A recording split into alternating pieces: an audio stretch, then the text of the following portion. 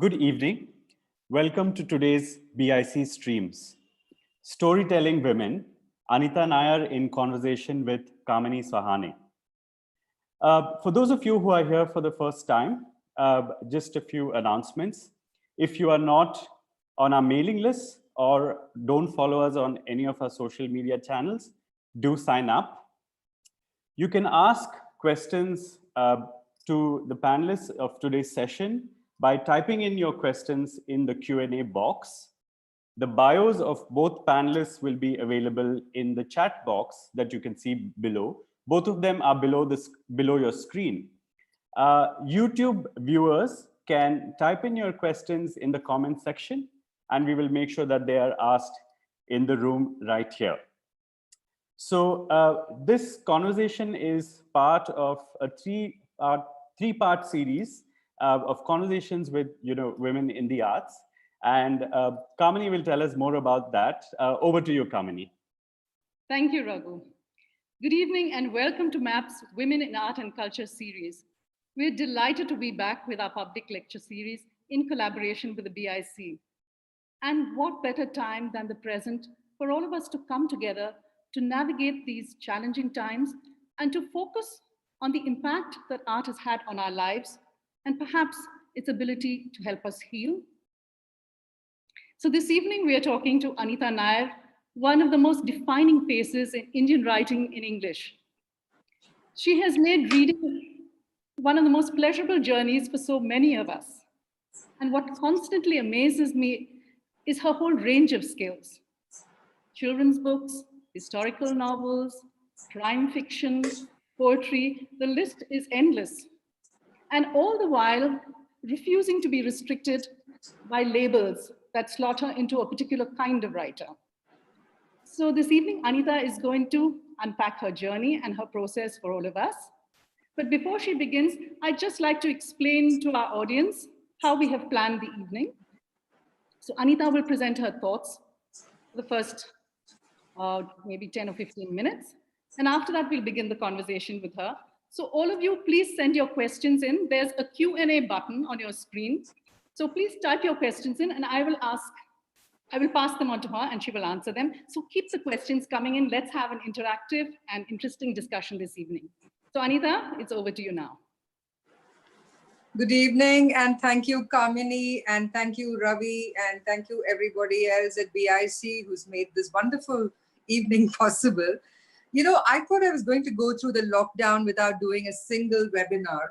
And then suddenly last week it began and this is my second one already. So it's a little daunting to kind of talk to a screen, but well, we have to try everything once, they say, except Morris dancing and incest. So I'm going to start off by talking to you about,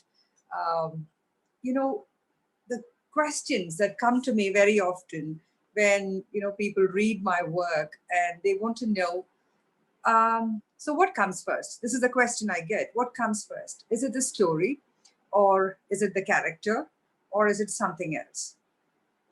So ever since I can remember, what has always triggered a story for me is something happens. There's something that all of us as human beings are engaged with the world around us. And there's something that happens. It could be a personal occurrence in my life. It could be something that's happened in the world around me. It could be something that is common to the human condition and draws from that. And when that happens, that abstract, because I don't have a name for it at that point, that abstract stays in my head and I'm constantly worrying it. I'm constantly trying to understand more about that particular issue or the particular problem or that particular theory. And as I start thinking about it, it's a long germination process. And at the end of the germination process, I know the end of the germination process has happened when out of the blue, something occurs that is related to the story. It could be a scene, it could be an object, it could be anything. So what I thought is I would try and explain it to you through the context of my own books. my first novel was The Better Man. Now, I never set out to write a novel when I started writing The Better Man. I had just finished publishing a collection of short stories, and this book had been kind of, I would say, had lodged itself in my head, as in, I wanted to write about the village that I come from in Kerala.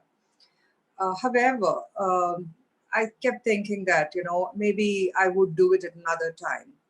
And then my parents, who had relocated there after my dad retired from the government service, my parents had gone back to our ancestral village and they built a house and they started living there. And they didn't really enjoy it because, much as most urban people like to believe that villages are perfect places, they can be terrible places and they're very closed communities. So any outsider is not welcomed with open arms. Even if that person is from there, he or she is not welcomed with open arms for a long time. People need to start trusting you, etc. So there was a kind of period when my parents were not very happy living in that village. And they kept talking about, selling up and moving away and going away. And I was heartbroken because I had kind of pushed them into relocating into the village.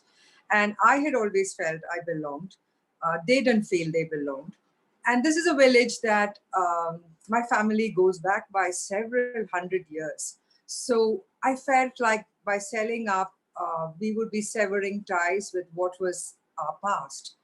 And I decided that I was going to write a chronicle. I wouldn't even call it a novel. It was just going to be a chronicle of the village. It was just going to describe the places and some of the characters that I had met, the people I had met there, some of the rituals, customs, beliefs, etc. The plan really was for me to create a kind of journal, which at that time my son was really small. And I thought if someday my son was to ask me, where did we come from? I was just going to give this journal to him and say, read this. So I started writing this journal. I wrote a chapter. And at some point, it hit me that what am I doing chronicling a village when I have a novel that should be written here, set in this place? And so I started writing The Better Man like that. So you see, it began with a place. It didn't really begin with a character or a story. Now, for instance, with Ladies Coupe, it was a completely different experience. I had, I was writing The Better Man and I'd finished writing it. And during those times, I used to constantly travel to Kerala, back and forth from Bangalore. And very often I would just like decide to catch a train on Friday night. So, I would leave work a little early, go to the railway station, buy a ticket, go home, pack and board the train. Now, obviously, in those times, until 1997, if you went to any railway station in India, I think even later in some other railway stations, you would always find a line which said, it was a Q, and they had this alphabet Q written out there. And on top of it, there would be this three phrases: ladies, senior citizens, handicapped persons. And, like every other woman, I would go and stand in that line, but something in me would kind of like, feel very, very debilitated by being part of that line. I'll explain why. I understand that senior citizens might not be able to stand that long, especially since our queues are very long. And secondly, probably again, a handicapped person cannot stand there for that long. So I understand the need for a special queue for them because, each one of the other lines would have a minimum of 30 to 40 people. And what I discovered in the ladies' queue was that women would be standing in the place where they're expected to stand, but adjacent to them would be a husband or a brother or a father or a son or somebody who is merely using the woman as a prop to save the place, in the line. And I would stand there and something in me cringe and cry and everything. And I would think that one day I need to write about this. And so while I was working on The Better Man, I'd already started thinking of Ladies Coupe, but I didn't know what form it was going to take. But I, finished writing The Better Man, and it started, going into the publishing process. At which point, I was diligently working on Ladies Coupe, or at least thinking about it. And then one day, I was still working then. I was working in advertising. I remember going to work, and I had a junior copywriter work with me at that point, and she is one of the nicest people I've met, and she is this really sweet girl, and she was also to a large extent the provider in the family. And yet, if she needed to stay back late, or if she wanted to go out for a movie, or go out and hang out with friends or whatever, she had to ask permission at home, and she had a curfew. She was not allowed to come home after 7:30. And it kind of again bothered me that here is this girl who is independent, she's responsible, she is a very smart girl, and yet her family would like to treat her like as if she is a subhuman who needs that kind of monitoring all the time. And I remember when she was telling me this, and this was at work, so I was really bothered. And about half an hour later, I used to write longhand. Then I continued to write longhand. So I used to even do my advertising work longhand. And I had a notepad and a pen, and I started just writing. I just started writing, and that was how Ladies Coupe began. So out of the blue, there's this character who appeared in my head, and all I knew was her name was Akhilandeshwari, and mistress of the universe, but she is absolutely mistress of nothing, and that's what her name says. But in truth, she's mistress of nothing. So now, when I finished Ladies Coupe, it was a book that was received hugely and wonderfully in various parts of the world. And it suddenly changed uh, who I was as a writer and who I was perceived to be as a writer. And, I was being lionized greatly. And back of my mind again, because I'm always having this conversation in my head with myself in my head. And back of my mind, I was asking myself, are these people telling me that I have written a good book because the world tells them that? Or do I really think that I have written a good book? So this is a question that was beginning to pop its kind of worrying head all the time in my thoughts. Am I really a good writer? Or do I think I'm a good writer because the world tells me I am? I had to kind of make it very precise for myself. And again, I started thinking, and I had I had a thought in my head, because in that previous agency that I'd been working in, I remember one day that a Kathakali dancer had been brought there. I remember walking up the steps. It was a narrow flight of stairs, walking up the steps, going into the lobby, which was not more than about 6 by 6. And there was this Kathakali dancer filling up almost the entire space of the lobby. And the rest of my colleagues standing by the doorway and gaping and giggling. And, we didn't have cell phones then, so there were no pictures taken. And everybody was gaping and, looking at this man and everything. And then he made a few mudras, and then he was bundled away and taken away in a Tata Sumo, and they left the place. So I went back in and I said, what was all that about? And they said, oh, this was, a rate card. For many of you who don't know, a rate card is what media publications would send out at one point of time. And this was basically saying what was the cost of an advertisement in that particular publication, and how much what they would get, and what's the kind of reach, etc. So some upcountry publication had decided to use a Kathakali dancer as a gimmick to make the visibility even more stronger, and so that if the media planner would remember this particular publication when he was doing his media plan, etc. And it kind of that broke me really, because this man had been reduced to being a puppet. And now, as a Kathakali dancer, has to study a minimum of at least 8 to 9 years before he can actually perform on the stage. There's a kind of equation that they say, like, 100 hours of practice for 1 minute on the stage. And this is post after studying everything that you've studied. So this man, I'm not blaming him.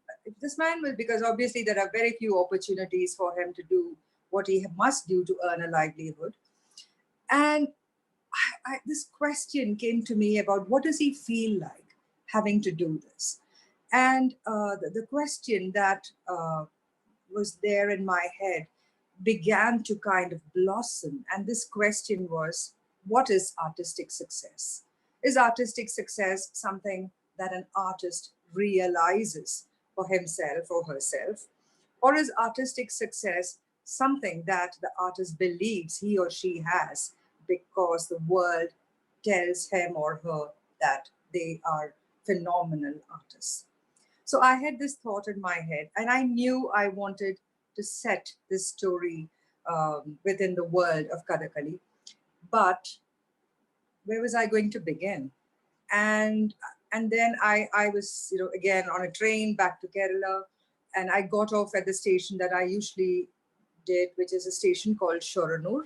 I got off there, and as I was walking, and I, was coming down the overbridge and coming down the stairs, I suddenly had this epiphany. I had this image in my mind of a foreigner, a white man, standing with a cello case next to him in that crowded platform, and three people coming down the staircase that I was coming down.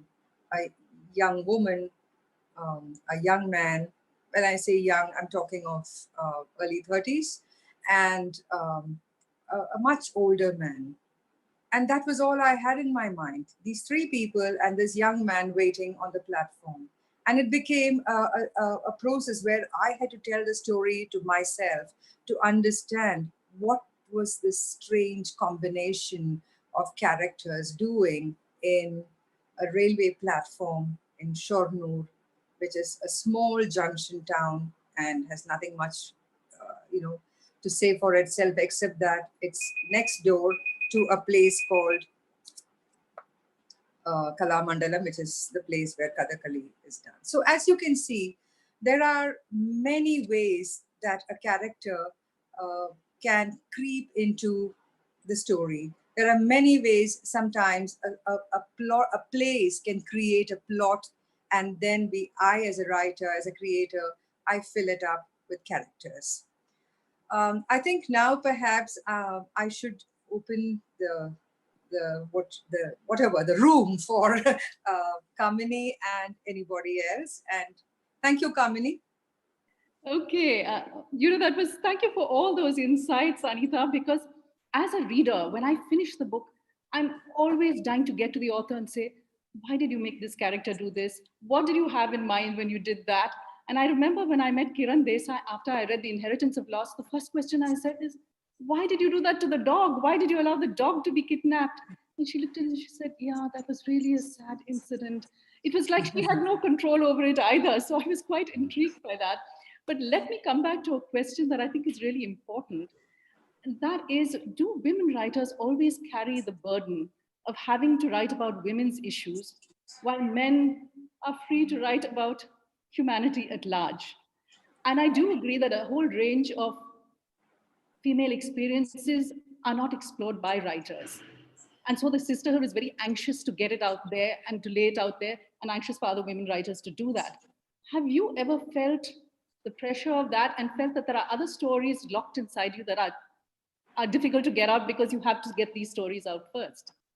Well, there is that pressure that because I'm a woman, I'm very often I'm told that, oh, your women are so much more stronger, are so much more better than your men. But I don't believe that. I really like to think my male characters are just as strong and powerful and just as wicked and whatever, and whatever that they can, that there is absolutely no gender in bias, really, the way that I create my characters. I create a character who is necessary to take the story forward. And it's not that I have a female or a male character and then use them to use them to, like props and move them this way and that way. No, it's not that at all. It's basically that and I've always said this, I'm a storyteller more than a novelist, because for me, it's very important that the story is supreme. The characters are what make the story alive. But there is a story, there is a fundamental truth that I'm trying to explore in each one of my books. And so I sometimes feel that gets bypassed, that the fundamental truths that I'm trying to explore and share is somehow kind of bypassed for this whole thing of needing to compartmentalize me or pigeonhole me and say that, yes, Anita writes, is a woman's, is a writer who writes about women. And that somehow seems bloody unfair to me, really. I know. Well, since you're talking about characters, you've created some iconic characters like Idris, the Keeper of Light, and I must call out here Inspector Barigauda, because you have described him as your alter ego. And Inspector Boregauda, for a lot of people who don't know him, is this hard drinking, bullet driving, bucking the system kind of guy. So what is all this that Inspector Gowda is doing that you're longing to do? Tell us how, you created him.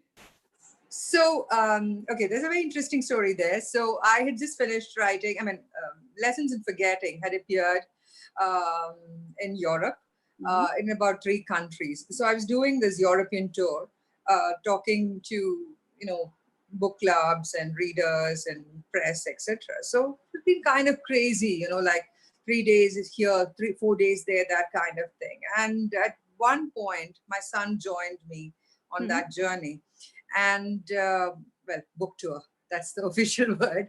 And we were sitting at a cafe this sounds very, very kind of la-di-da, but we were sitting in a cafe in Rome and drinking hot chocolate. And I said, Maitreya, I'm, kind of a little weary of answering about the women's condition in India, much as I want to talk about it. When you've been answering the same kind of questions over in 3 different countries, I'm not answering them in 3 different languages, I'm speaking them in English.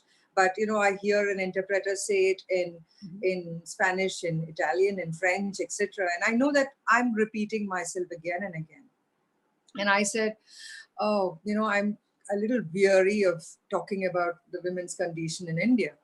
And so I think on a lark, and maybe he was being facetious or something, he said, why don't you write about a transgender, And I actually looked at him and said, yeah, good idea. Maybe I will. And then we walked across the road to one of those bookshops where I, found a beautiful stationery section there.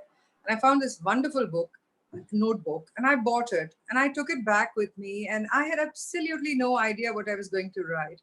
And I just started writing something. So this is the first scene in the first novel of Cut Like Wound, which is a man dressing up as a woman. And I suddenly had this scene. I had a scene written down. I didn't know what I was going to do with it. And then I had this image in my mind of this policeman on a bullet. I like bikes. I can't ride or drive or anything, but I love bikes. I'm sure that if I were to be born again, I'll be like one of those Hell's Angel bikers. So, so there's this. So I had this image of this man on a bike and somebody who is like, not the kind of conventional policeman that you see, and at the same time, he's very local, He's not like, he's not a kind of Indian version of, say, Rebus or Wallander or any of those people. No, he's not that. He's very much a product of the place that he's from, the system that he's part of, etc. But this guy is someone like probably you and me, grew up in Bangalore, went to good schools and colleges, traditional in many ways, not so traditional in other ways. I know so many people like that. And this guy actually joins the police because he really wants to do good. Um, but obviously the system kind of grinds his nose in the dust. And so he becomes this very cynical kind of a guy. And the only joy he has in life is his bike, whom he even has a name for, and his old monk. Now, again, the old monk is an interesting thing. So because I like whiskey, I'd said like, okay, he'd drink whiskey. And then there's a friend of mine who said, excuse me, you don't know Bangalore cops, they're not going to be drinking whiskey. So we were sitting in Koshi's, and we called one of the stewards there. And I said, look, tell me something, do cops come in here? And he said, yeah, of course. And I said, so what do they drink? So he said, they drink Old Monk. And I was like, okay, fine, this is research. So the thing with the cop stories is that I wouldn't be able to create those stories if I didn't do all the research I did. Okay, I'm going to jump in here because because I can see this discussion going where I think a question fits in from one of our viewers, Smita. And she asks, settings are vividly described in your work. So does it emerge on its own as the characters are built up? No, I'm somebody who's very observant. And in fact, in all the writers I mentor, I tell them it's very, very important to kind of keep a note of your setting. If possible, look at maps, look at pictures, all of those things. So thing is, to the writer, the place is very vivid in their minds, but the reader may not see it so. So the reader has to be taken through that whole process of seeing that place. Okay. So I actually really wanted to ask you about so many of your stories set in Bangalore, because I'm sure there are many reasons for you setting that, and some of them I can see Shivaji Nagar also coming up in many of many of your novels. But to me, the city almost emerges as a character, and in Chain of Custody, you can really see the dark underbelly of the city. So it's almost as if Bangalore is the kind of antagonist in the story. So how do you use the city in the ways that you write as a sort of subtext through it? So so pretty much all the books that I have written have been they've been set either in Kerala, Tamil Nadu, or Bangalore specifically. The reason being that these are the three places I know well enough to write about them. I know the culture, I know the customs, I know the language, all of those reasons. I know that I can get into the grain of the story rather than just kind of make it very superficial.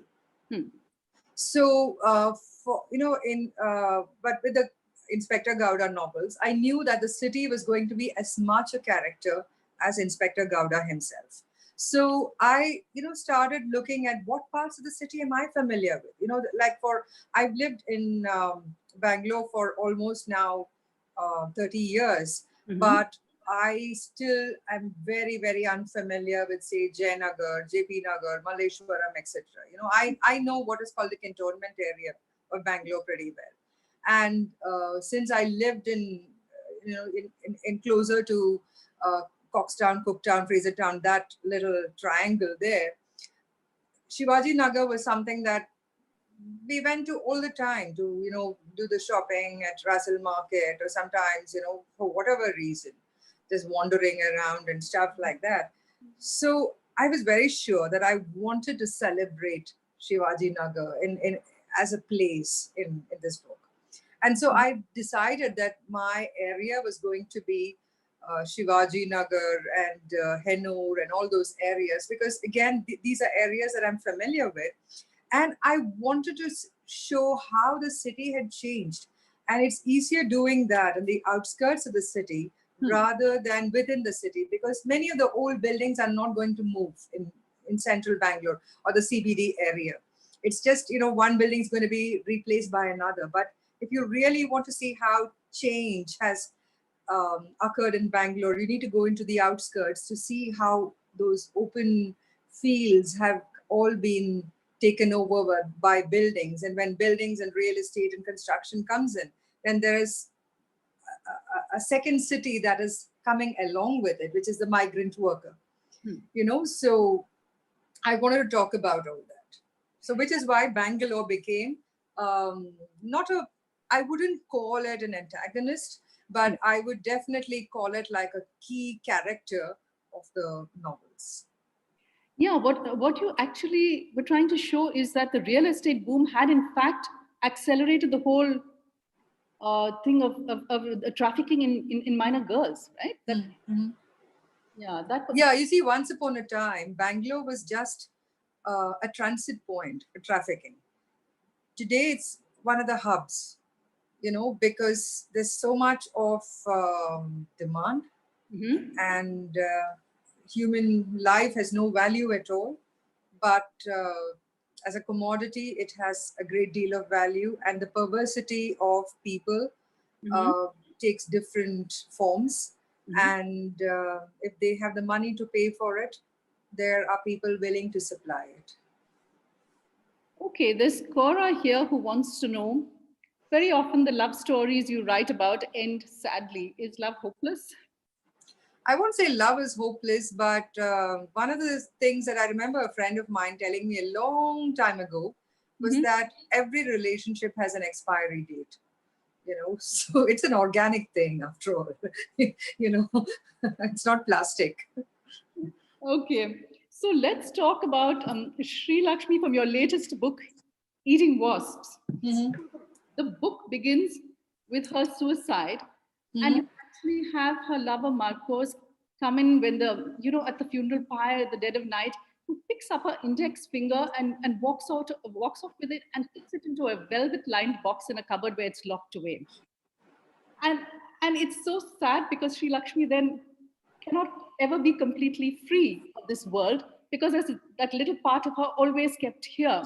And so she sort of walks as a ghost through all the stories that come up in that. So tell us a little about this character of Sri Lakshmi. So Sri Lakshmi is actually very, very, very, very loosely based on a real life writer in Malayalam literature called Raja Lakshmi, who was also a college a lecturer, and she also nobody knows why she killed herself. She did kill herself, but nobody knows why she killed her. She's a very well-known, successful writer. She was young, and her works were celebrated. And she was the first person to receive the Kerala Sahitya Academy Award, etc., and the youngest. And you would think that she had everything going for her. She was single, but she was independent, and she had a steady job. She had a thriving literary career, and then one day out of the blue, she killed herself.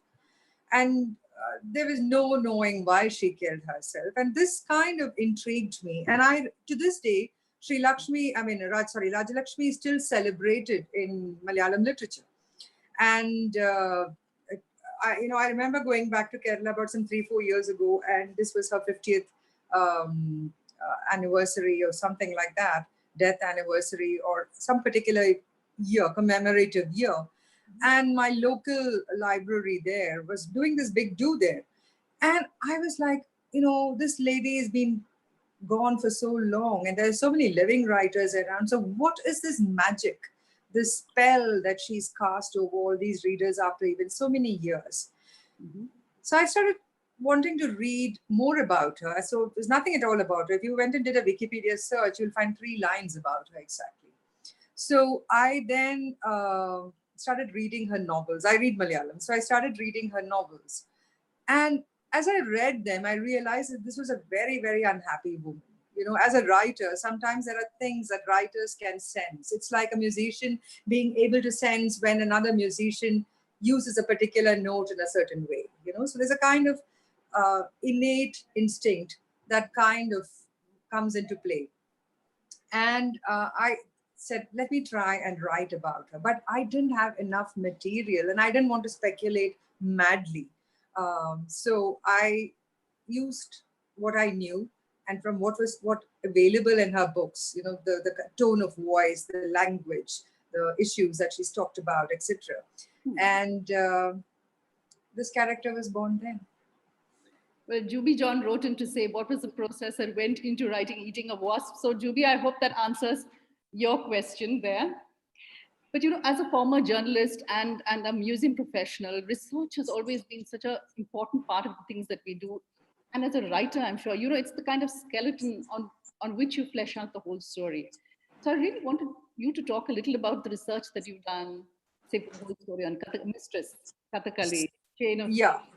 So no, it's not just, Mistress is when with the first novel, when I wrote Better Man, I didn't need research because I was living, in that area. I just had to look outside my door and it was there. Or think of the stories I'd been told about my village and it was all there. With Ladies Coupe, it was observation mostly. Except when I had to write about a chemistry teacher. And I remember sitting, one of my colleagues again at office then, at the advertising agency then, very sweetly, a chemical engineer who had given it all up to become, an advertising person. He found me some textbooks, his chemistry, BSc chemistry, or not his textbooks, BSc chemistry textbooks. And I started reading them. Not that I understood much of it, but I started reading them. And at some point, the poetry of chemistry kind of, seeped into me. And that became an integral part of one of the main stories of Ladies Coupe. But when I knew I was going to write about Kathakali, all I know is that I've always loved Kathakali music, but I didn't understand a word of it because at that point of time, my Malayalam wasn't very good. Speaking Malayalam was fine, but I couldn't read very well, etc. And I knew nothing at all about Kathakali. So, like I said, Shornur, this nearest railway town that I disembark at, is very close to Kerala's premium Kathakali Institute. Okay. So I decided to go there, enroll as a short-term student because Kalamandalam, that's the organization, doesn't allow full-time female students. So I had to enroll as a short-term female student. And it wasn't that I wanted to learn Kathakali. I just wanted to understand it. I wanted to be part. I wanted to immerse myself in it. So research for me is pretty much immersing myself in that world. In some instances, I can physically do it. In some other instances, I need to kind of read and look at maps and pictures, go to museums, do whatever is necessary. In some other instances, like I have a book called Alphabet Soup for Lovers, which has got a lot of food in it. I have cooked every single dish that I have written about in that book. Since you're talking about Alphabet Soup for Lovers, I really wanted to come to this whole food that is an element that keeps popping up in your stories, because Ladies Coupe ends with a whole series of lovely recipes. And Akila's mother, in fact, when she's talking about, there is also a subtext to the food. The food plays a role because it's almost as if she uses her cooking to create this web of control. She controls the relationship. Only she will cook for her husband. And, she sort of isolates them in that little cocoon. Again, your character, Margaret, with Ebenezer, she is this woman who's bullied and humiliated by her husband. And so she uses food as her weapon, she feeds her husband and reduces him to this obese mass of flesh who becomes ineffectual and so protects herself. So tell us what's going on here with the food. So, but I think, food, see, it's like I'm somebody who likes everything about food, the cooking, the prepping and the cooking. And, I kind of like sometimes wake up in the morning with a recipe in my head of something that I want to try that day. So food is really something that I'm very passionate about. And I'm a traditionalist. So I like to do everything the way it was always done. I'm not into fusion cooking. I don't like fusion food, etc. So I think in many ways, food is like the tangible projection of my personality in that sense, where what I believe in is also what I like in the food that I eat, or the alcohol I drink, or the juices I drink, or whatever. So I realized that when I'm so passionate about it, somehow it has a way, it's like, when you're passionate about something, it has a way of sneaking into everything that you do. So I found that even with the Better Man, which had, very little room for food really, I found a recipe coming in. I mean, not a recipe, but a dish being described, etc., and so on. And as I, grew older and my writing, prowess, I would call it, became much more surer, I realized how I could use food as a technique, as a tool to enhance a scene, to create a character, to destroy a character, to use as a bedrock for a story, etc. So in that sense, it's an ally. It's like the way I would probably use poetry, or the way I would use music, I use food in my writing. Yeah, it's quite incredible actually, because sometimes it has this very positive, delicious kind of aura to the whole thing, and then sometimes it almost turns malevolent. Yeah, it So does. yeah, quite interesting to hear that. Um, okay, there's another question here from your culinary interest as well as your love for animals, cats. Musa or Idris's companion Makanto, for instance.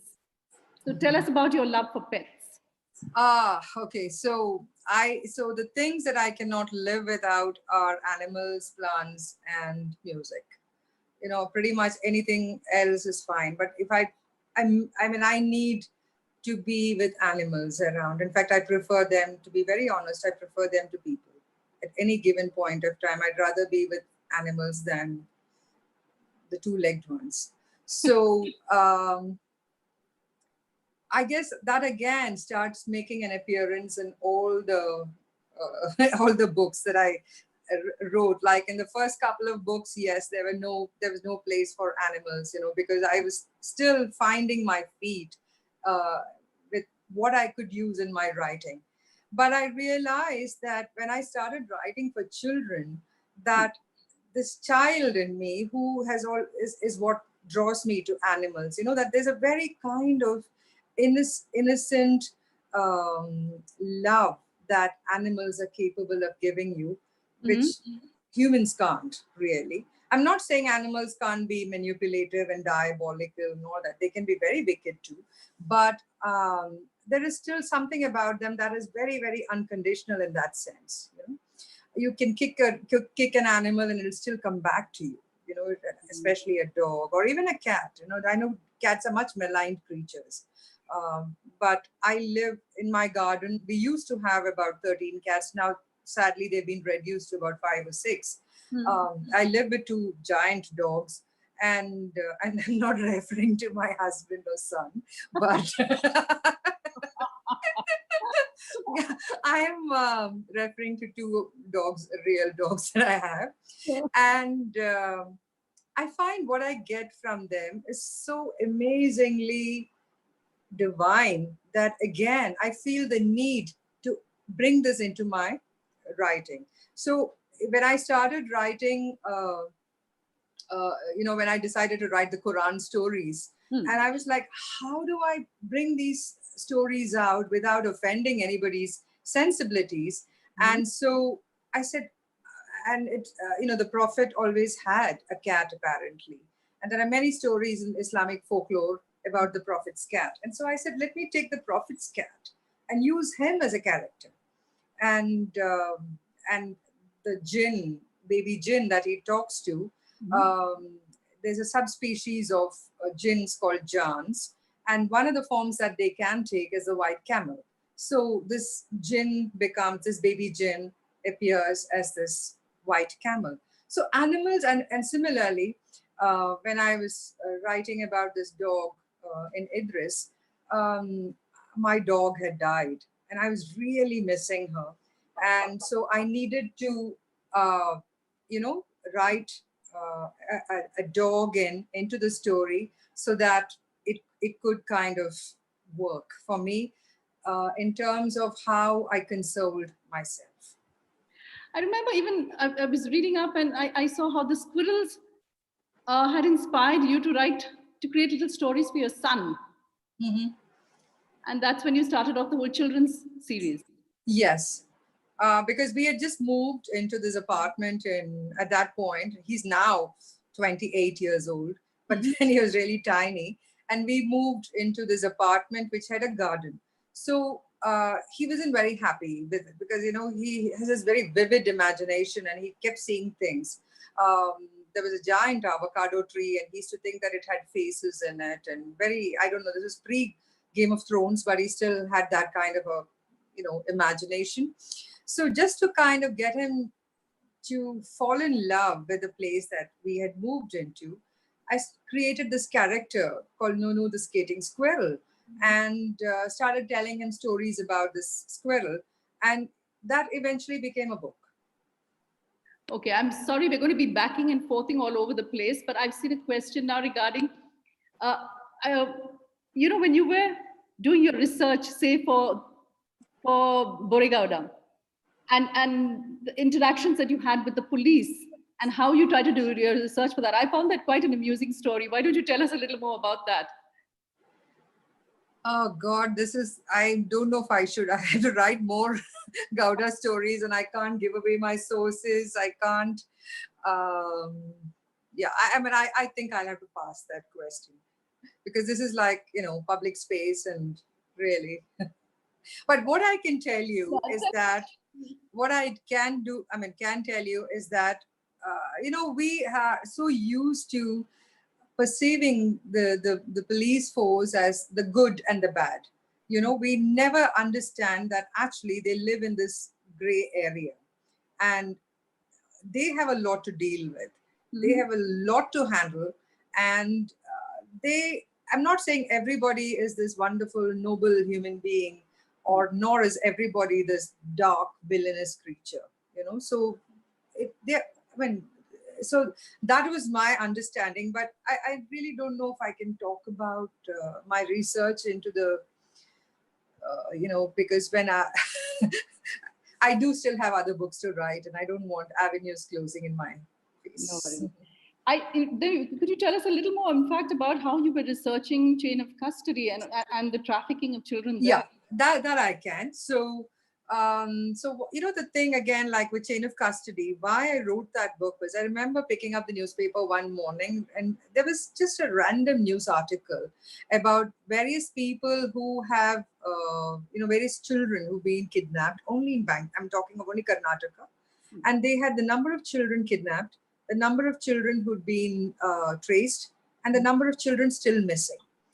And this was just for 1 year. And the numbers were quite staggering. I can't tell you that offhand now because I don't have my notes with me.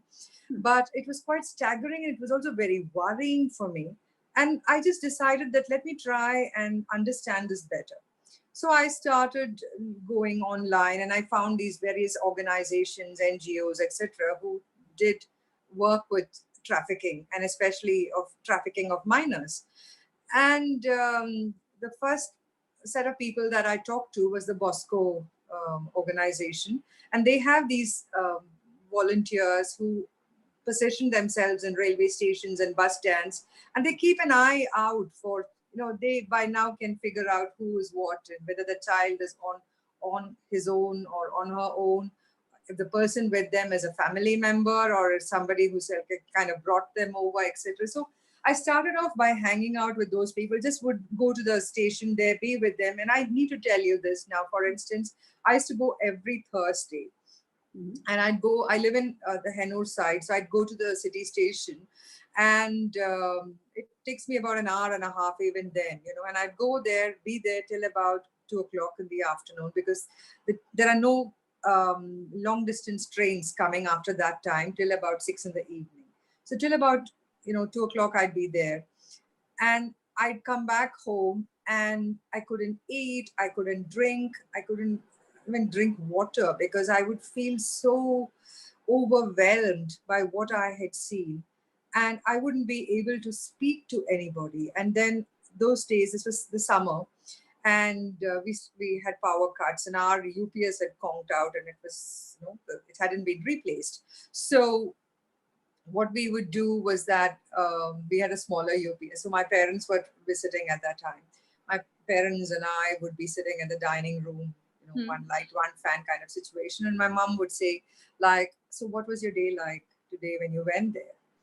And then I wouldn't be able to stop talking because everything that was there in me would just come out, and I would describe the children and all of it. And I realized that this was just the edge of the iceberg, Yes. and where do you go? And then I started talking to various organizations, various people. I met the police officials. And, it's like for every 10 children they rescue, there are 100 to 200 children who just go under the radar. And they try and organize raids, they rescue children. I met a couple of rescued children. I spoke to them. I went to the girls' home. I met all those girls there, and I met various boys in the boys' home, etc. And the story was the same: poverty. The family has no way of dealing with the poverty, so they sell what they have, and finally it comes down to the children. So trafficking is a problem of our economic condition rather than anything else. It begins with that. And I mean, it was a book that broke me, really, writing it, because the depravity of humanity is very, very evident when it comes to what these trafficked children have to go through. The kind of because most of them end up as bonded labor. Not most of them, they end up either as bonded labor or as sex workers, underage sex workers.